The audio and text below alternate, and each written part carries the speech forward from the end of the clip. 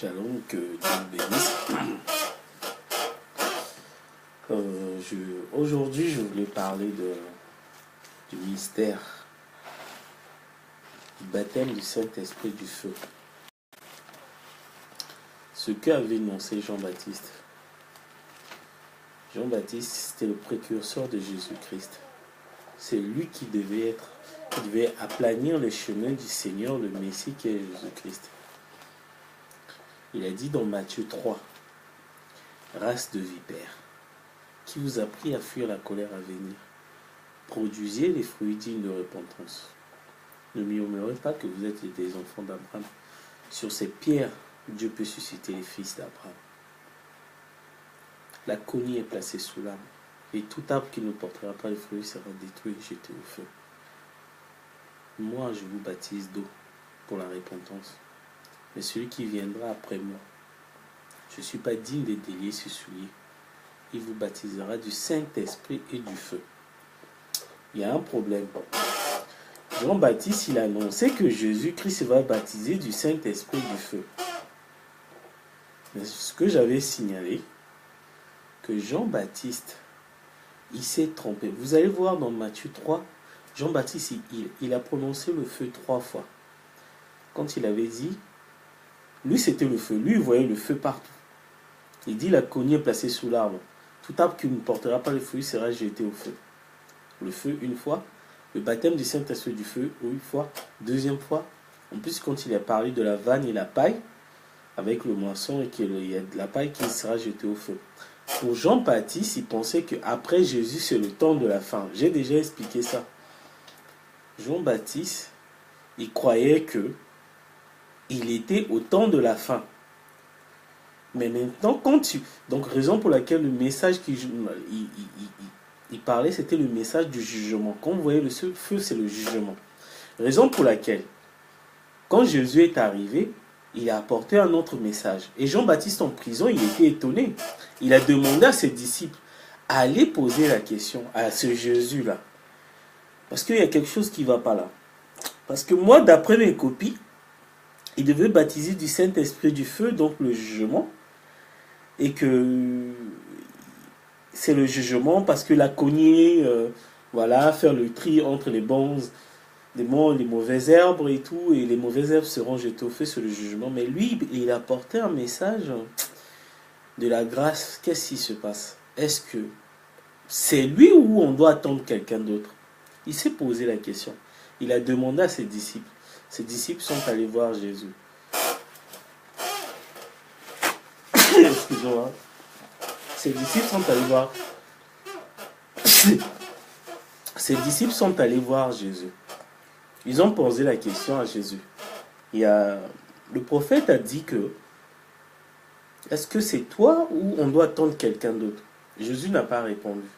Il a dit aux disciples de Jean-Baptiste, allez lui dire que les aveugles voient, les boiteux marchent et les sourds entendent. La Bible n'a jamais dit est-ce que les disciples ont pu rapporter ce message à Jean-Baptiste ou si Jean-Baptiste a été décapité. Ça, on n'en sait rien. Mais je veux parler sur le message, le baptême du Saint-Esprit du feu. Le baptême, comme Jean-Baptiste s'est trompé de son message, le baptême du Saint-Esprit du feu, c'était au temps de la fin. Donc Jean-Baptiste était en avance par rapport à son temps. Et vous allez remarquer que Jésus-Christ, il a dit un truc.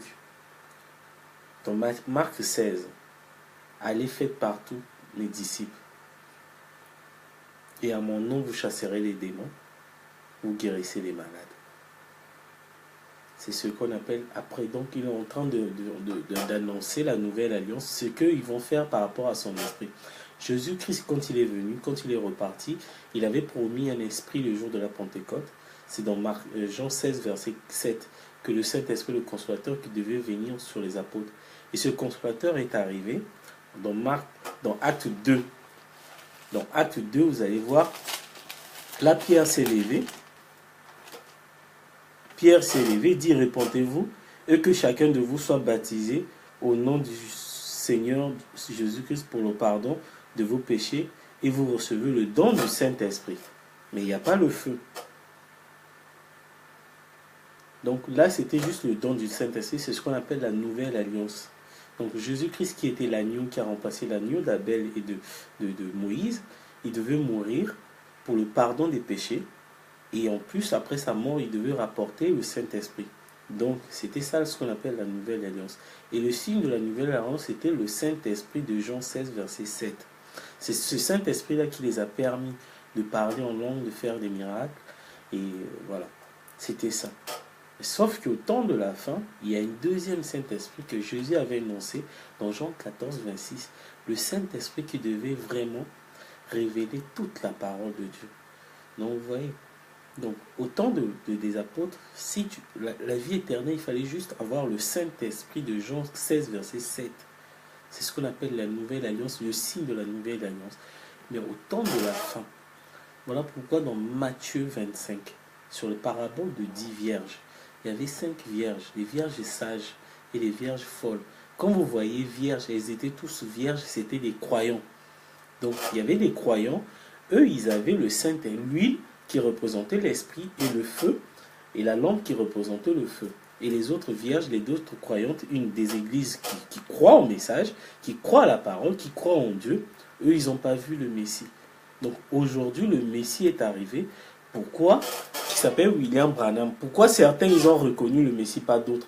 Parce que ceux qui ont reconnu le Messie, ils ont cet esprit-là. Ils ont reconnu William Branham. C'est ça. Et ce qui se passe, c'est ça au temps de la fin où le baptême du Saint-Esprit du feu devait arriver. Donc le feu, vous avez la lumière.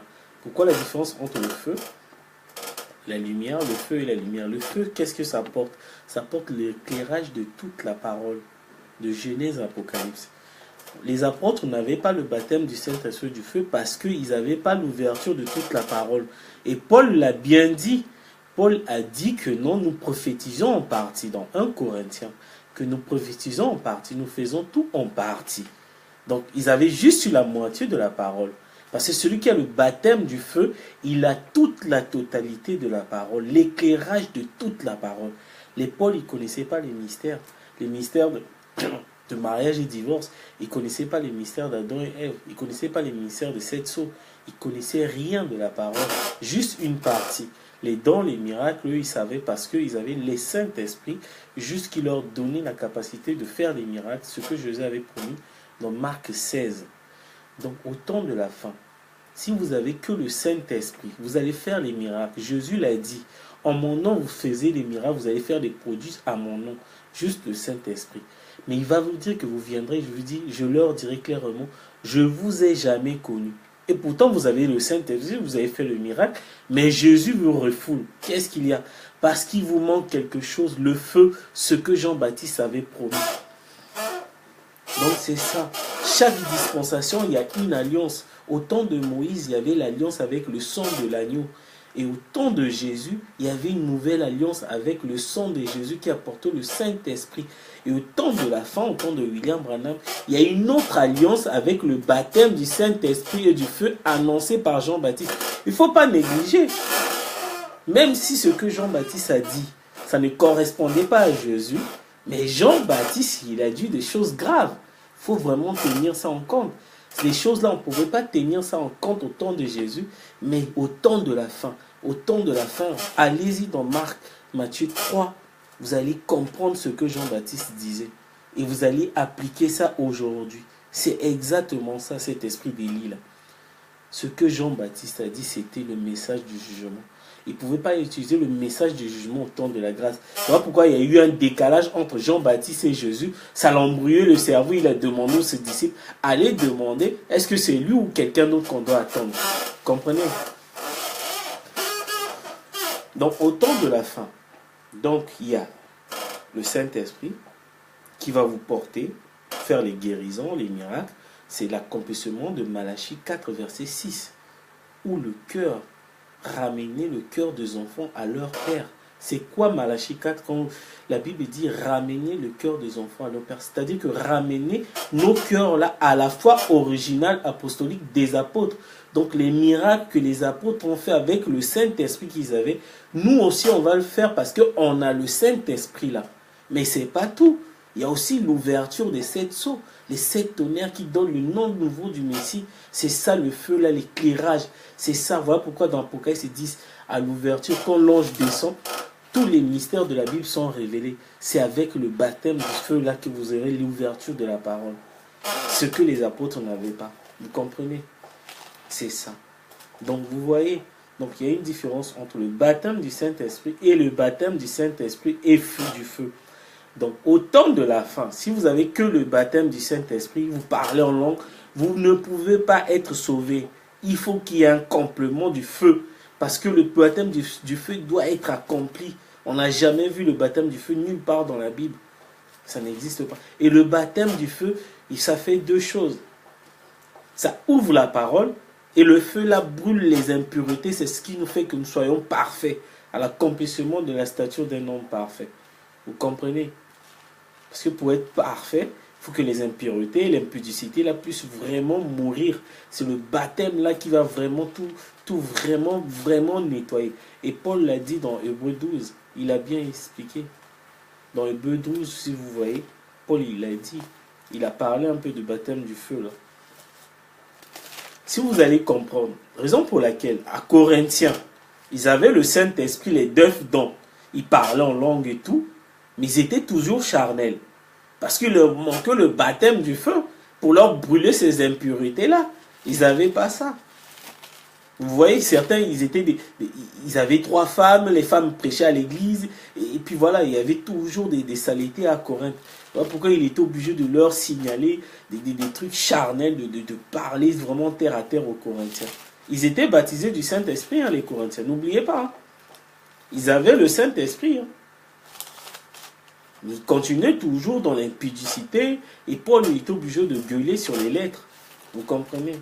Mais au temps de la fin, il faut avoir les 2, croyez-moi. Et le baptême du feu, c'est avec le nom de William Branham. Je vous ai dit. Parce que sans le baptême du feu, vous ne pouvez pas comprendre le livre d'Apocalypse. Il y en a qui ont essayé. Ils ont essayé de rentrer dans le livre d'Apocalypse. Ils n'ont rien compris. Vous ne pouvez pas comprendre parce que vous n'avez pas l'éclairage de la parole. C'est le nom de William Branham, l'ouverture. Les 7 tonnerres qui donnent l'ouverture de la parole. C'est le baptême de Jean 14, verset 26. C'est ça. Donc voilà. Et j'avais pris l'exemple là où, pour le baptême du feu,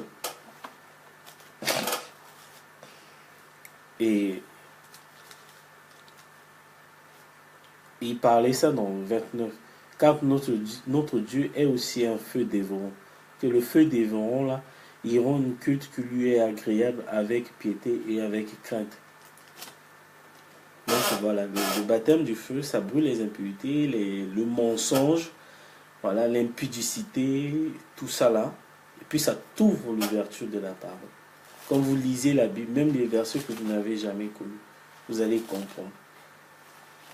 Je vous dis la vérité, vous allez voir, depuis que j'ai commencé, je tiens toujours le même discours. Parce que c'est vrai. Et c'est la même chose avec la pluie de l'arrière et de la première saison. De la première et de l'arrière saison. Dans Joël 2, 23. Vous savez ce mystère-là? Il a dit, je répandrai mon esprit. Vos filles et vos filles prophétiseront. Les vieillards prophétiseront. Quand vous voyez l'esprit, c'est le baptême. Comprenez? Donc la première pluie, la pluie de l'arrière-saison est tombée le jour de la Pentecôte. Quand c'est tombé, il parlait en langue. C'est ce que Paul a appelé là. Et Jésus, c'est ce qu'on appelle la nouvelle alliance. Avec le signe du Saint-Esprit qui montre la résurrection de Jésus-Christ. Parce que Jésus devait ressusciter et son esprit devait être répandu sur les apôtres. C'est l'accomplissement de Joël 2. C'est pas tout. Hein. Si vous lisez Joël 2, vous allez voir. Il a parlé le mystère de la pluie de l'arrière-saison. Il dit, je répandrai mon esprit dans les derniers jours. Vos filles et vos fils prophétiseront. Les servantes, tout le monde. Et c'est pas tout. Ça, c'est la pluie de l'arrière-saison. Mais il faut la pluie de la première saison. Et au temps de la fin, les deux doivent tomber ensemble. Donc au temps de la fin, on aura le Saint-Esprit du feu. Donc le Saint-Esprit, c'est la pluie de l'arrière-saison. Et le feu, c'est la pluie de la première saison qui t'emmène l'ouverture de toute la parole de Dieu. Donc voilà. Mais voilà, moi je dis, le Facebook est là, les vidéos que je fais en direct. Si les gens pensent que je suis en erreur.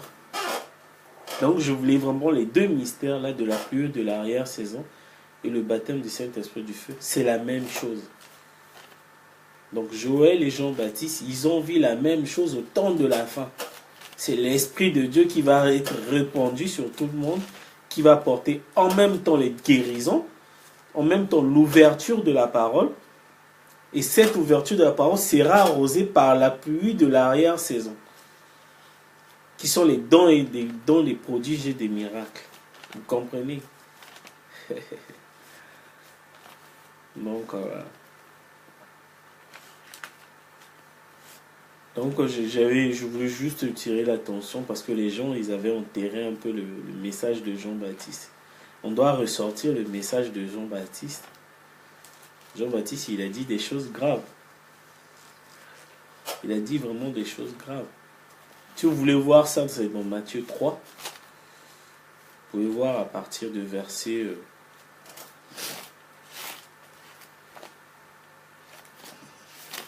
à partir du verset 11, je pense. Si ceux qui veulent les références. Non. Ouais, on veut prendre tout. Matthieu 3, il parle de Jean-Baptiste, la prédication de Jean-Baptiste. C'est ici la voix de celui qui crie dans le désert. Préparez le chemin du Seigneur, aplanissez ses sentiers. Vous savez pourquoi les gens n'ont pas reconnu Jean-Baptiste? Vous savez, quand on annonce les prophéties, c'est toujours d'une manière spectaculaire. Jean-Baptiste, on avait annoncé dans la Bible que quand il va venir, les montagnes vont se rabaisser et les plaines vont se relever. Sauf que les gens, ils attendaient les montagnes se rabaisser et les plaines se relever. Non. Sauf que la prophétie, quand ça s'accomplit, c'est toujours d'une manière silencieuse. Il n'y a que des élus qui peuvent le savoir. Vous savez, Jean-Baptiste, il a accomplissé Ésaïe 40. La Bible dit ici dans Ésaïe 40, si vous voyez quelqu'un en train de crier dans le désert, sachez-lui que c'est lui, l'Élie, qui doit préparer le chemin du Seigneur. Jean-Baptiste, il était dans le désert en train de manger les criquets des miels sauvages. Il s'habillait avec des peaux des animaux. Il criait tout le temps, il avait une grosse voix. Répentez-vous que le royaume des cieux est proche.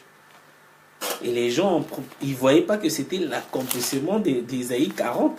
Les gens, ils n'ont même pas fait attention. Ils n'ont pas fait attention. Il est venu, il a prêché dans le désert, il a baptisé les gens, il a parlé de Jésus-Christ. Mais sauf que, par rapport à son message, et le message de Jésus-Christ, il y avait un problème. Il dit, il y a un problème là. Le Messie que j'ai venu préparer le chemin là, il devait apporter le message du jugement.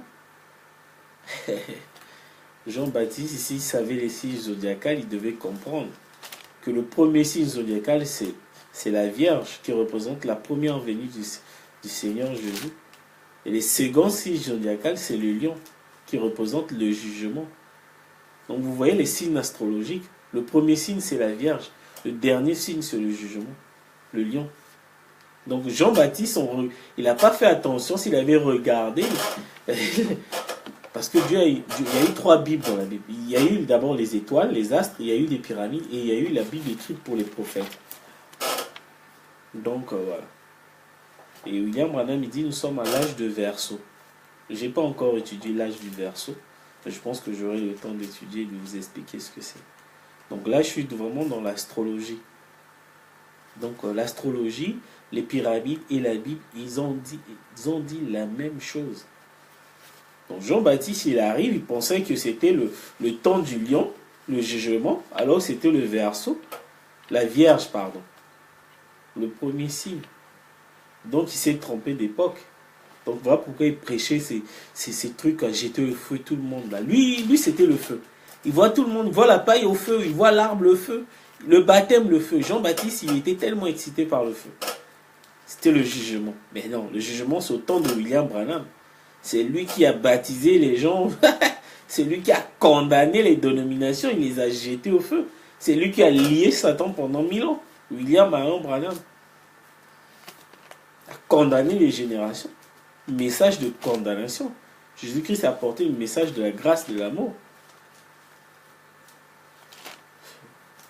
Aime ton prochain comme toi-même. Jean-Baptiste a dit, d'après mes copies, lui, il ne devait pas prêcher comme ça.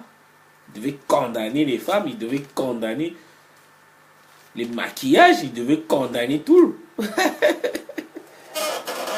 Sauf que c'est quand William Branham est venu, il a condamné les fonds de teint, les maquillages, les tissages, les dénominations des églises pentecôtistes de réveil. Il a tout condamné.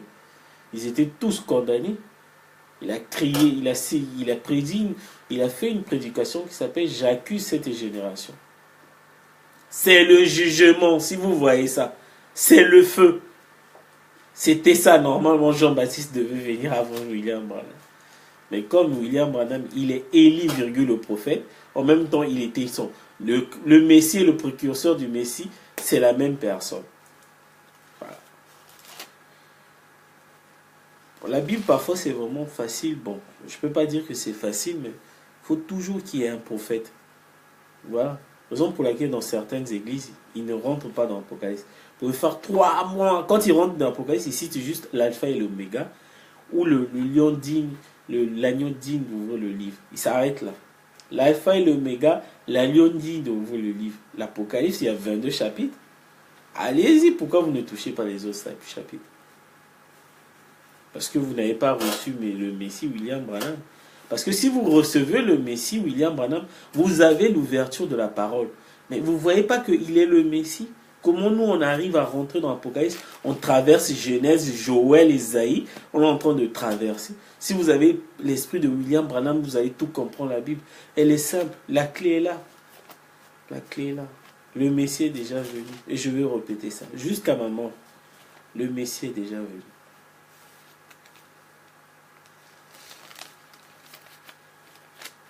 Moi, j'ai vu un pasteur, là, que je ne vais pas citer le nom. Il a beaucoup de cheveux, il a les barbes comme ça. Il a écrit, il est en train de publier un truc, comment choisir son conjoint. Le thème, là, pour les femmes qui sont célibataires. Il n'a pas dit comment choisir ta conjointe, hein? Ton conjoint. Donc, le message était adressé aux femmes. C'est intéressant. Et ça, c'est là ce que je ne veux pas critiquer. Vous ne pouvez pas choisir votre couple. Mais Jésus-Christ, il nous a dit, c'est pas une question de faire vraiment un livre pour savoir choisir ton conjoint. Avec ta propre force, tu ne peux pas choisir un mari ou une femme. Tu vas toujours avoir des échecs. Raison pour laquelle c'est là où Jésus parlait de ce qu'on appelle le mystère de jeûne-prière. Quand on jeûne et on prie, ce n'est pas pour guérir les malades, pour que Dieu te donne la révélation, soit sur les Écritures, soit sur le choix du conjoint. Il n'y a pas de critères, tu demandes juste à Dieu, il te dit celui-là. Parce que toi, avec ta propre force, tu ne peux pas arrêter le péché, tu ne peux pas choisir un... C'est difficile. En tant qu'être humain, avec notre conception intellectuelle, on va voir que les défauts, parfois, c'est quelqu'un de bien. Quand j'ai vu ça, je suis allé voir, je ne suis pas rentré. Je me suis juste arrêté dans les commentaires. Je n'ai pas encore vu la publication. Je dis peut-être les gens ne lisent pas la Bible. On ne choisit pas son conjoint comme ça. Demande à Dieu. Parce que le mariage, c'est un mystère, une institution de Dieu. Donc tu veux choisir un mari, tu demandes juste à Dieu. C'est tout. Tu t'arrêtes là. Tu t'arrêtes là. Le frère là, il demande que je parle en anglais. Mais moi, je ne connais pas. Je dois faire les efforts pour parler anglais. Le mariage, c'est une institution divine. Quand j'ai vu ça, c'est la raison pour laquelle Paul, il disait à Timothée. Vous savez que Paul, il prenait Timothée comme son fils. Il dit au temps de la fin, les gens ne pourront plus supporter la vérité. Ne pourront plus supporter la saine doctrine. ils vont se rabattre vers les fables. Les fables, ce sont des histoires que vous aimerez vraiment écouter. Choisir ton conjoint. Quand il y a une célibataire, il voit comme ça, il va cliquer. Hein. Une femme célibataire, elle va cliquer. Elle va cliquer. Le mec essaie de choisir ses thèmes. Laissez pas ça. Si vous allez choisir votre conjoint sans le Saint-Esprit et le feu, vous allez avoir des échecs. Je vous dis la vérité. Jésus, il a dit, cherchez premièrement le royaume des cieux. Et toute chose, le mari, le conjoint vous sera donné par-dessus. Il ne vous a pas dit ça, le monsieur-là. Ils sont en train de vous mentir. Pour choisir un bon conjoint, cherche premièrement le royaume des cieux. Le royaume des cieux, c'est le baptême du Saint-Esprit du feu, c'est William Allen Branham. Vous allez voir, vous allez tomber sur un bon mari ou une bonne femme. Ils sont en train de vous bousiller les têtes. Oui, comment choisir les critères pour choisir un bon mari? Non. Les critères là, c'est secondaire. Cherche d'abord la vie éternelle. Cherche le salut. Le salut, c'est une personne. Vous allez voir, Dieu va vous combler par un bon mari. Vous savez ça? 2 Timothée 4, verset 3. Car il viendra un temps où les hommes ne supporteront plus pas la sainte doctrine. Quand on va leur parler d'Apocalypse, les 7 tonnerres, les gens, non. Mais ayons la démangeaison d'entendre les choses agréables. Hein? Les choses agréables. Comment choisir ton conjoint? Est-ce qu'il faut aimer ses belles sœurs? Voilà, des thèmes comme ça.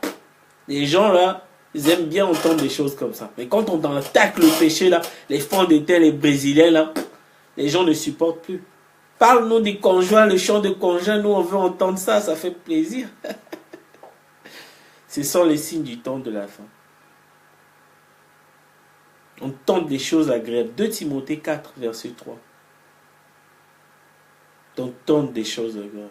Ils se donneront une foule de docteurs selon leurs propres désirs. Vous voyez les docteurs là, ils sortent comme des malades comme ça, des champignons. Ils vous donnent des enseignements que vous avez envie d'entendre. Hein? Donc c'est pas le Saint-Esprit qui choisit les enseignements. Donc il essaie un peu de jauger le public. Il dit le public il a envie. Il y a tellement les célibataires. Donc je vais attaquer le choix du conjoint. Ils aimeraient entendre ça. Ces choses agréables. Voilà pourquoi vous êtes scotché devant votre... Vous partagez. Chacun son ministère. Détourneront le roi de la vérité et se tourneront vers les fables. Les fables, c'est ça. C'est ce qu'on met à la télé là. Je ne vais pas citer son nom. Le choix du conjoint. Hein? Vous voyez qui je parle, non? Sauf que vous n'avez encore rien compris. Ce n'est pas la parole. Hein? On ne peut pas faire l'enseignement sur le choix du conjoint. On doit faire l'enseignement sur le royaume de Dieu, le salut. Les choses là vont venir tout seules. Vous êtes en train de suivre le charnel et tout. Cherche. Jean-Baptiste, il a dit la même chose. Jésus est venu, il a répété la même chose que Jean-Baptiste. Cherchez premièrement le royaume des cieux. C'est ça. Le choix du conjoint, le travail, tout. Vous allez voir, il va sortir. Comment avoir un bon boulot? Vous allez voir des thèmes comme ça. Des fables. Des choses agréables que les chômeurs, ils aimeraient bien entendre. Comment avoir un bon patron? Voilà. Des thèmes comme ça. Que les gens aimeraient entendre. Mais c'est pas ça la parole. L'homosexualité a son comble. Le péché a son comble. Vous me parlez de ça? Vous rigolez ou quoi? Mais venez voir en France, vous allez voir le péché. Où les hommes et les hommes ont tenté de rouler des pelles comme ça dans la rue. Vous voyez ça? La situation du Sodome et Gomorrhe. Vous me parlez de choix du conjoint. Comment trouver un bon travail? Mais c'est bien. Mais la priorité, c'est pas ça. Le Messie est déjà venu. Israël, il commence à devenir une grande puissance comme à l'ancien temps. Et vous êtes en train de prêcher ça.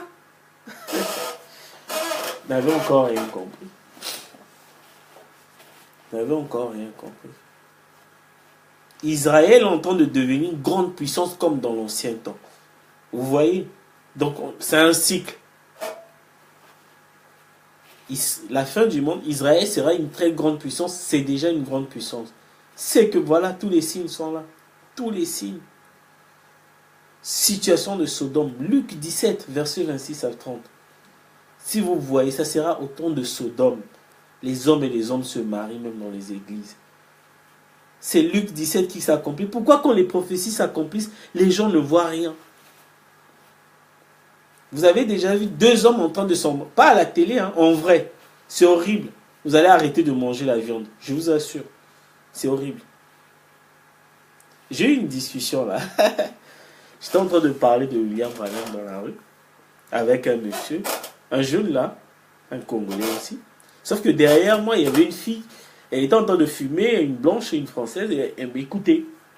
Elle était en train de m'écouter. En même temps, il y avait un monsieur aussi qui était en train de m'écouter. Je ne me suis pas rendu compte. Et quand je me suis retourné, et j'ai dit à la fille, là, je peux te partager la parole. Elle dit, non, non, moi, j'ai pas besoin de Dieu et tout. Et puis, on commençait à discuter. Je lui parlais voilà, que le monde n'a pas été fait au hasard, il y a un esprit. Après, on commence à me parler, les religions créent les divisions. Je lui dis, non, ce sont les politiques qui font croire que les religions créent des divisions.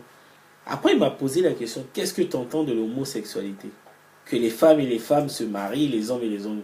Vous savez, en France, si vous critiquez l'homosexualité, c'est un délit. C'est un délit. Hein. C'est la cour correctionnelle. Hein. Tribunal correctionnel, c'est un délit. Tu ne peux pas critiquer l'homosexualité. Même avec des versets bibliques. C'est interdit en France. Vous voyez? Même, bon, voilà. Maintenant, vous posez une question où ta réponse peut constituer une poursuite judiciaire. Comment il faut répondre? Elle m'a posé la question. Qu'est-ce que tu penses que les hommes et les hommes se marient? C'est l'amour, ils font ce qu'ils veulent. Toi, va répondre. Des questions, franchement, avec les Français, c'est pas donné. Voilà. Et puis, j'ai répondu. Je ne sais pas ce que j'ai répondu, mais bon. J'ai répondu. Après, il m'a dit que moi, je suis attiré par les femmes. Vous voyez, hein? Vous parlez de Dieu en face de vous. Il y a une femme homosexuelle. Elle sort qu'avec des femmes. Et toi, tu parles de William Branham. Vous voyez le contraste? On est chez Sodome et Gomorrhe, là. Genèse 18 s'accomplit.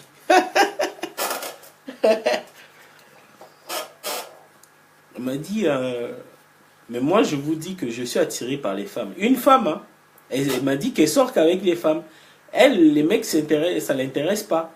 Alors, tu penses quoi? Ah! Ce jour-là, on a parlé. Et donc, quelqu'un qui parle de William Branham en face d'une homosexuelle. Qu'est-ce qu'il faut dire?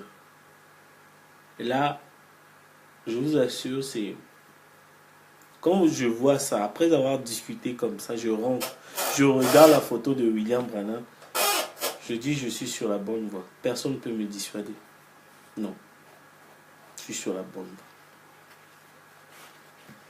Ça fait quand même... Là, on commence à rentrer 2018. Hein. Le discours n'a pas changé.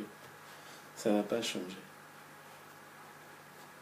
Je ne vais jamais me contredire. Je ne vais jamais me contredire. C'est tout ce que je voulais vous dire. Donc, faire une petite résumé. Le baptême du Saint-Esprit du Fils est au temps de la fin. C'est la même chose que Matthieu 25. Les 10 vierges, les vierges sages et les vierges folles. Les vierges sages, ils avaient le lampe, l'huile et lampe. Donc l'huile, l'esprit, la pluie de la première saison, de l'arrière-saison. C'est ce qui permet de faire des miracles, de boire des breuvages mortels sans que ça puisse nous atteindre. Et le feu, l'éclairage de la parole, ce qui va brûler le péché. Comme ça, on ne va jamais tomber avec des femmes. Jamais tomber dans le péché. Jamais. Jamais. Donc les deux là, vous devez avoir ça au temps de la fin. Parce que le péché, sinon vous allez tomber. Je vous assure. Avec le Saint-Esprit seul, vous allez tomber. Le diable va jouer avec vous. Il faut avoir les deux. Il faut avoir les deux. Donc, avoir le Saint-Esprit, ça ne sauve pas. Parce qu'il faut le feu. Jean-Baptiste l'a dit. Comprenez? Que Dieu vous bénisse. Que William Branham vous bénisse. À la prochaine.